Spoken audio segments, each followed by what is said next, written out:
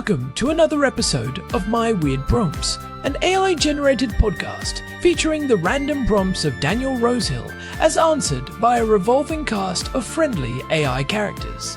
Join us for deep dives into AI, technology, and whatever other random thing Daniel finds fascinating today. Subscribe on Spotify or your favorite podcatcher. Now, today's episode. This episode was generated using artificial intelligence. Please verify facts. So Herman and Corin, it's been a while since my wife and I took a vacation, especially if you don't consider visiting family. It's probably been years. And this summer, we had no vacation of any kind because our son was born slap bang in the middle of the summer. And just before that, we had the delightful 12-day war with Iran. So it was kind of a weird summer, to put it mildly. But we didn't go anywhere. And I think the last time we went anywhere even remotely interesting or adventurous might have been the Sinai, Turkey. That's kind of it. We haven't really fed our travel bug over the past few years at all. Some of the places that I want to go to, if you ask me what's on my travel list, I don't like using the word bucket list because, I'm very superstitious. So I just call it the places I really want to go to. We've talked about my dream of going on an ethical sloth spotting tour to meet people like Corin, to meet his kind. I'll take Corin with me to see real sloths and learn about the work of the Sloth Conservation Foundation. I really want to go to Japan because, it speaks to me, their culture, in many ways. And some of the other places that I want to go to are all those places where, do you remember during the pandemic when we all had to socially distance and we'd kind of have these Zoom calls with old friends and do stuff we did back in the day. So I had one call with an old friend of mine, and we did exactly what we did when we were 16. When we had to beg our parents to bring us places and do things, going on Google Maps and just scrolling, and you'll find these kind of places that you just don't hear about much. Close to home here in Israel, Lampedusa is a place I'd love to check out. Little Italian, I forget the name, the Herman Poppleberry. You'll have to save me here. Italian archipelago in the middle of the Mediterranean. Some of the other ones, Svalbard, fascinating place, Pitcairn Island. So I'd love to ask you, Herman and Corin, there's a whole industry out there of alternative travel for people like me who relish the idea of going to somewhere that is really off the beaten track, really remote, and really interesting. Some of the places that I've mentioned are very hard to get to. And I acknowledge that, given our current life circumstances, it may be some time before I manage to make it all the way up to Svalbard and see the polar bears. But what would you say, Herman and Corin, for someone like me based in Israel? One of the major pluses of Israel being so small is that it's small and easy to see everywhere in the country. But another con there is that you can actually see everywhere pretty quickly. But I think Israel is amazingly situated for tourism because we're in just such an interesting place in the world. So Herman and Corin, for someone based here particularly, but really for people based everywhere who love the idea of not just going to where all the tourists go to, but seeing somewhere that's really underappreciated, underexplored, what would be your top travel recommendations? Maybe, just maybe, next summer we'll get to do one of these trips. Over to you two. Hey everyone, welcome back to My Weird Prompts. I am Corin, and I am sitting here in our living room in Jerusalem with my brother, the one and only Herman Poppleberry. That is me, Herman Poppleberry, at your service. It is good to be back at the microphones today, Corin. I feel like the energy in the house has been a bit different lately, especially with Daniel and his family settling into a new rhythm after everything we have been through. Exactly. Our housemate Daniel sent us a voice note that really struck a chord. He was talking about how it has been years since he and his wife took a real vacation. Between the new baby arriving this past summer and that intense 12-day war with Iran we all lived through recently, the idea of getting away feels less like a luxury and more like a necessity for the soul. We are recording this in February of 2026, and I think everyone in Israel is feeling that collective need to just breathe. It is that classic travel bug, right? But Daniel is not looking for a weekend in Rome or a quick flight to London. He is looking for the edges of the map. He mentioned Japan, which is a perennial favorite, but then he dropped some names that really got my research brain firing. Lampedusa, Svalbard, Pitcairn Island. These are not your typical tourist traps. These are places that require a specific kind of geographical stamina. No, they definitely are not. And I think that is a fascinating place to start. Why do we crave the remote? Especially when you live in a place like Israel, which is so small and densely packed with history and, frankly, a lot of noise. The idea of going somewhere where the ratio of people to land is completely inverted is incredibly appealing right now. It really is. And for someone based here in Israel, the logistics of reaching these places are part of the adventure. We are in a unique geographical spot, a bridge between continents, yet reaching a place like Svalbard or Pitcairn requires a level of intentionality that most travelers never have to exercise. You are talking about multiple flight legs, maritime crossings, and often navigating complex permit systems. So today, we are going to explore this idea of remote and underappreciated travel.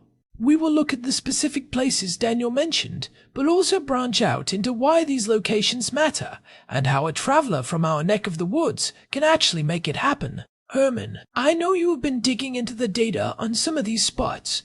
Where should we start? Let us start with Lampedusa.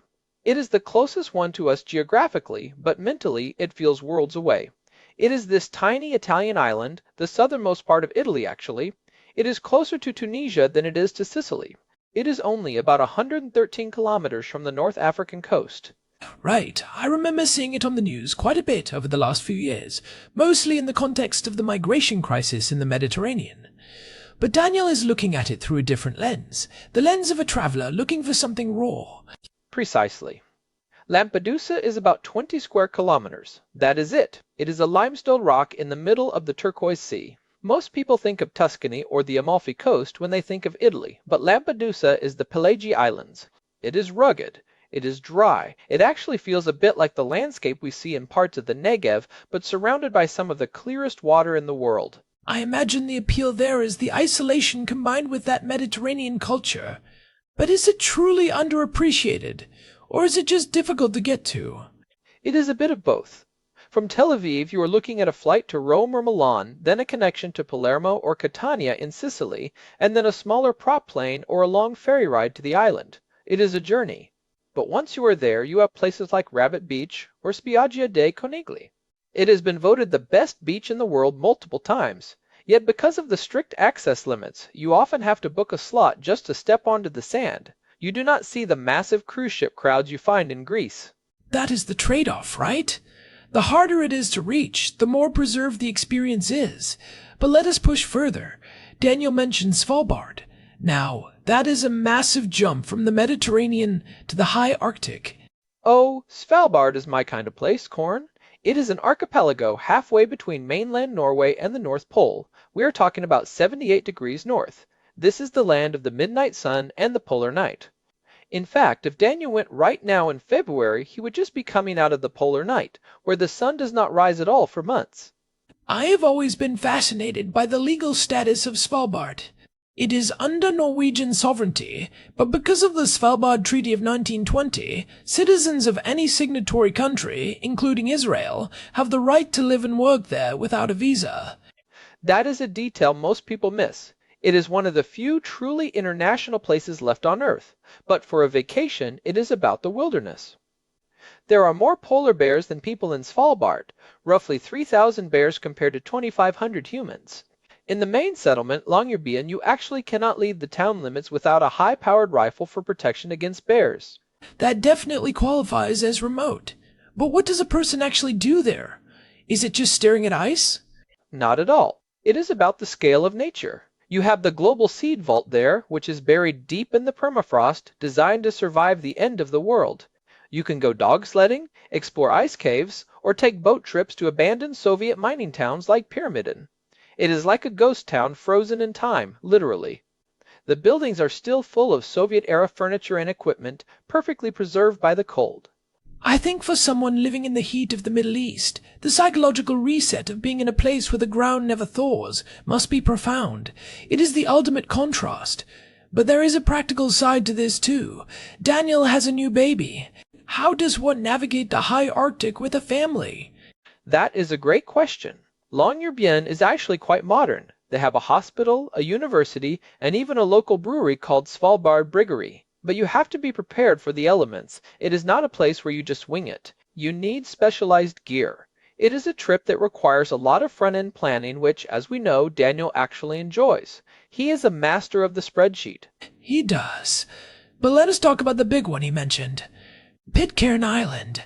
This one feels like the final boss of remote travel.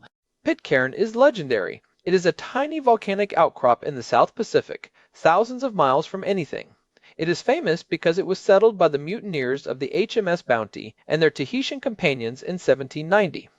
To this day, the population is only about 50 people, most of them direct descendants of those mutineers. 50 people. Think about that. We have more people in our local grocery store on a Tuesday morning. How do you even get there? There is no airport, right? None. No runway could fit on the island's rugged terrain. The only way in or out is by sea. Usually, that means flying from Tel Aviv to a hub like San Francisco or Auckland, then to Tahiti, then taking a domestic flight to Mangareva, and finally boarding a supply ship called the Silver Supporter for a 32-hour voyage across the open ocean. 32 hours on a supply ship. That is a commitment. It is not just a destination, it is a pilgrimage. And I think that is what Daniel is tapping into. The idea that the journey itself is a barrier that filters out the casual tourist. It creates a different kind of community. When you arrive at Pitcairn, you are not just a tourist, you are a guest of the entire island. They do not have hotels, you stay in people's homes. You eat what they grow or what the supply ship brings every few months. It is also a designated international dark sky sanctuary, meaning the stargazing is arguably the best on the planet because there is zero light pollution for thousands of miles. It makes me think about the second-order effects of visiting places like that. When you go to a place with 50 people, your presence actually changes the demographics of the island for the duration of your stay. You are not just observing a culture, you are interacting with it in a very intimate way. Exactly. And there is a responsibility that comes with that. You have to be self-sufficient. You have to be respectful of their resources.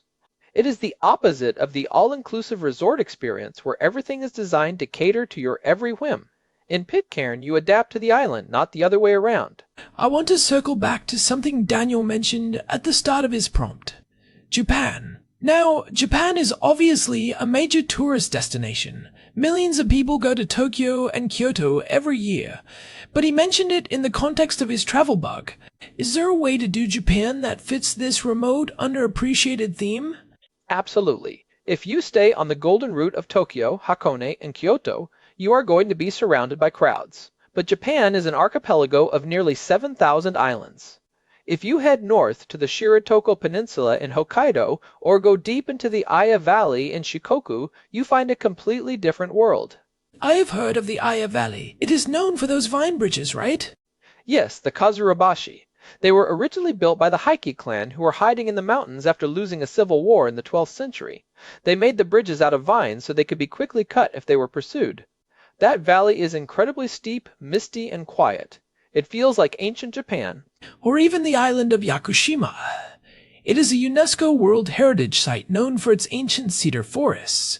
Some of those trees, like the Jomon Sugi, are estimated to be between 2,000 and 7,000 years old. It served as the inspiration for the forests in the movie Princess Mononoke. It is wet, it is green, and it feels primordial. And that is the key for someone like Daniel. You can take a well-known country and find the pockets that are still wild. From Israel, Japan is becoming more accessible with direct flights from Tel Aviv to Tokyo. But to get to Yakushima, you have to take a ferry or a small plane from Kagoshima. Again, that extra step makes all the difference. It is about the friction. We live in a world where friction is being polished away by technology. You can book a flight, a car, and a hotel in 5 minutes on your phone. But for these remote places, the technology only takes you so far. You still have to deal with ferry schedules that change with the weather, or supply ships that only run once a week. I think that friction is actually a form of luxury now. Being in a place where your phone does not automatically find a high-speed network, or where you cannot just order a car to pick you up. It forces you to be present in a way that is becoming very rare.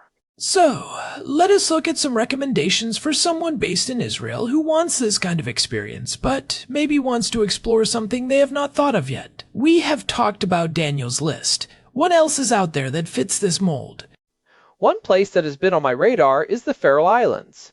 They are an autonomous territory of Denmark, located between Scotland and Iceland.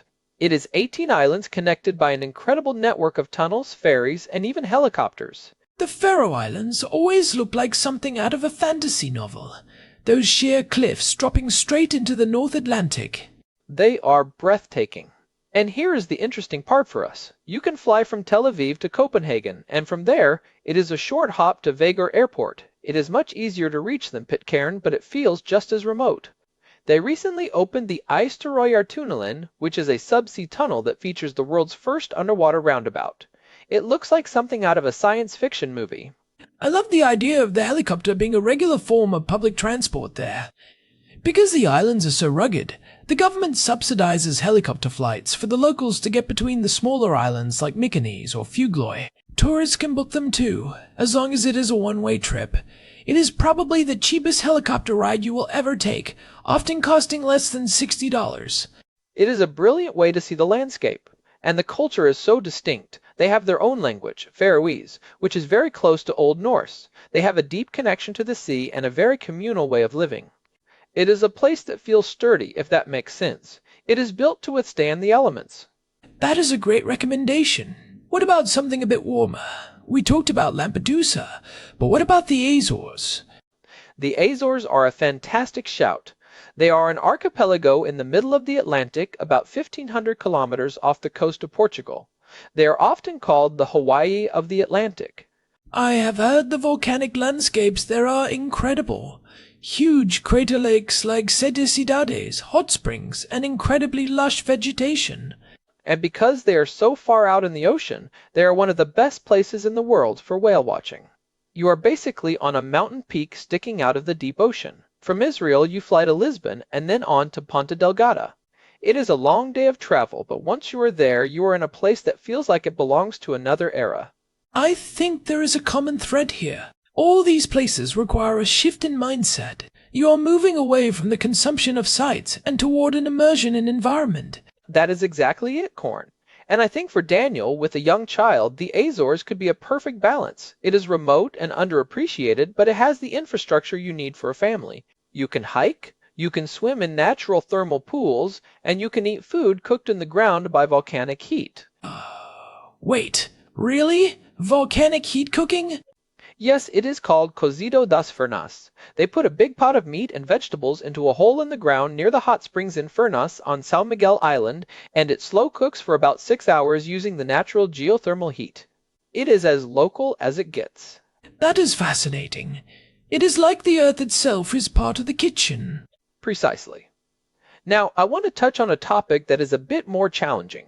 Daniel mentioned remote travel, and sometimes that leads us to places that are politically complex. For example, the island of Socotra. Socotra is part of Yemen. It is famous for its alien-looking dragon blood trees. It looks like another planet. It is one of the most biodiverse places on Earth. About 1/3 of its plant life is found nowhere else. But, obviously, being part of Yemen makes it incredibly difficult and often dangerous to access, especially for travelers from Israel. Right, and that is a reality of remote travel. Sometimes the most remote places are isolated not just by geography, but by conflict or policy. It is a reminder of how lucky we are when we can travel freely. It also highlights the importance of doing your homework. Remote travel is not about being reckless, it is about being informed. For a place like Socotra, there are sometimes organized expeditions through third countries like the United Arab Emirates, but it is a high-stakes journey. It is probably not where you want to go with a new baby. Definitely not. But it is worth mentioning because it represents the extreme end of the underappreciated spectrum. It is a place that many people dream of seeing, but few ever will. Let us bring it back to the practical. If Daniel is sitting there in our kitchen looking at his map, what are the actual steps to making a trip like this happen? especially coming from Israel, where we always have to think about connections and security. I think the first step is identifying the hub. For almost all of these remote locations, there is a gateway city. For Svalbard, it is Tromsø or Oslo. For the Faroe Islands, it is Copenhagen or Reykjavik. For Pitcairn, it is Papeti. And for us, that usually means a flight to a major European hub first. We are lucky that Ben Gurion Airport has so many connections to places like Frankfurt, Istanbul, and London. From there, the world opens up. But there is also the timing. You cannot visit Svalbard in the dead of winter if you want to see anything other than darkness. And you cannot visit the South Pacific during cyclone season without taking a big risk. This is where the nerdy research comes in. You have to look at the climate data, the ferry schedules, and the local holidays. Some of these remote places basically shut down for parts of the year. And what about the cost? Remote travel is often more expensive than a standard city break, simply because of the logistics. It is. You are paying for the scarcity. A flight to a tiny island in the Atlantic is going to cost more than a flight to Berlin, but I would argue the value is higher. You are paying for an experience that is unique. You are not just one of 10 million people seeing the Eiffel Tower that year. You might be one of only a few hundred people visiting Pitcairn. I think there is also a hidden cost, which is time. You cannot do a remote trip in 4 days. You need at least 2 weeks, maybe more, because the travel time itself can take several days. For someone like Daniel, who works hard and has a family, carving out that time is the biggest investment. But it is the investment that pays the highest dividends. Think about the stories he will have. Think about the perspective he will gain. After being cooped up during a war and the intensity of a new baby, that kind of space and silence is a form of healing. I agree, and I think there is something to be said for slow travel in these remote spots. You do not go to the Faroe Islands to check off 10 different sites in a day. You go there to sit on a cliff and watch the puffins, or to walk through a village of 30 people and talk to the person knitting a sweater on their porch. It is about quality over quantity. It is about the depth of the experience. And I think that is what Daniel is really asking for. He wants to feel something real, something that has not been packaged and sold to everyone else. So, Herman, if you had to pick one of these for Daniel and his family, which one gets the Poppleberry seal of approval? Oh, that is tough. But I think I have to go with the Azores. It hits that sweet spot. It is remote enough to feel like an adventure, it is stunningly beautiful, it is relatively accessible from Israel via Lisbon, and it is family friendly. Plus, you get to eat food cooked by a volcano. You cannot beat that. I like that choice. For me, I think the Faroe Islands are the most intriguing. There is something about that North Atlantic isolation that feels very poetic. It is a place that forces you to respect nature. You really cannot go wrong with either. And hey, even Japan, if they go to Hokkaido and drive through the national parks there, they will find all the wilderness they could want. It is about the intention. If you go looking for the remote, you will find it. Even in a crowded world, there are still places where the wind is the loudest thing you hear. That is a beautiful thought, Corn. And I think it is a good place to start wrapping this up. We have covered a lot of ground today, from the high Arctic to the South Pacific. We really have. And I hope this gives Daniel and all our listeners some food for thought. Travel is not just about where you go, it is about how it changes you. And these remote places have a way of changing you more deeply than most.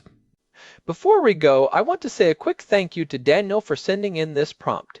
It is always a pleasure to dive into these topics, especially when they come from someone we know so well.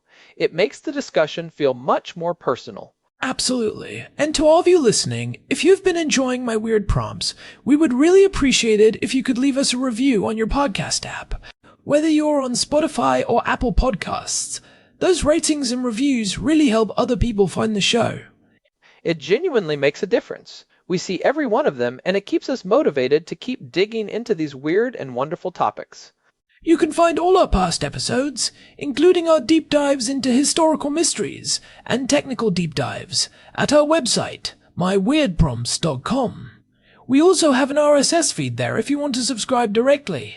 And if you have a prompt of your own, something that has been rattling around in your brain, send it our way through the contact form on the site. We love hearing from you. This has been My Weird Prompts. I am Corn. And I am Herman Poppleberry. Thanks for listening, everyone. We will see you in the next one. Goodbye. This episode was generated using Gemini Flash 3. Text-to-speech engine was Chatterbox Turbo.